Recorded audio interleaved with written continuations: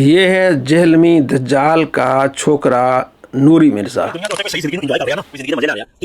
مولانا الیاس قادری صاحب کی تصویر لگا کے جناب علی ان کے ادارے میں اتنا پیسہ ہے، یہ کھیرا بتاتے ہیں، یہ بتاتے بھائی تمہیں یہ بتانا تھا، تمہارا اعتراض یہ تھا کہ مولانا الیاس قادری صاحب نے اپنی جائیدادیں بنائی ہیں، تمہارا اس ویڈیو بنانے کا مقصد یہ تھا، لیکن وہ تو آپ نے دکھایا ہی نہیں۔ آپ تو بتا رہے کہ جناب علی ان کا ادارہ تو ظاہر ان کا ذاتی تو نہیں ہے، وہ کام کر رہا ہے۔ کہتے جناب علی کیا بھائی 1.25 لاکھ سے زیادہ لوگ علماء بنے ہیں، لوگ اپنے بچوں کو ان کے ادارے میں چھوڑ کے آتے ہیں، بعمل بن جاتے ہیں، حفاظ اور قاری بن جاتے ہیں، دین کی تبلیغ کرتے ہیں۔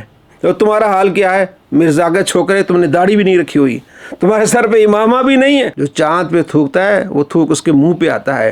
تو ماشاءاللہ یہ جو آپ بتا بھی رہے ہیں نا، تو یہ ان کی کامیابی ہے، ان کا ادارہ چل رہا ہے، مدنی چینل چل رہا ہے، کتنا کام ہو رہا ہے مدنی چینل میں۔ سارے 24 گھنٹے چلنا ہے، کہیں کھیرے کا طریقہ کاٹنے کا طریقہ، کہیں سبزی، یہ نبی علیہ السلام کی سنت ہے، آپ صلی اللہ تعالیٰ علیہ وآلہ وسلم کے طریقے بتاتے ہیں۔ اور دنیا میں واحد چینل ہے دعوت اسلامی کا یہ، جس پہ اتنے مفتیان کرام ہوتے ہیں، صبح و شام ان کے مسائل بتا رہے ہوتے ہیں۔ جو دعوت اسلامی کام کر رہی ہے ان کی ویب سائٹ پہ جا کے دیکھیں۔ انسان ہے، کمی کوتاہی ہوتی ہے، لیکن جو لوگوں کی زندگیاں بدل دی ہیں، لوگوں کو بعمل کیا ہے، مساجد بنائی ہیں، مدارس بنائی، اور کیا کام کرنا ہے؟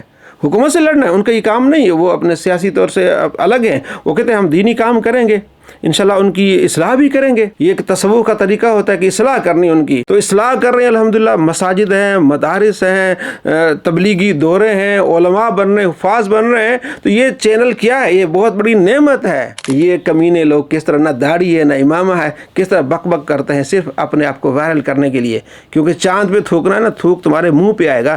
یہ جہلمی بھی ایسا ہی ہے اور اس کے شاگرد بھی ایسے کمینے نکلتے ہیں۔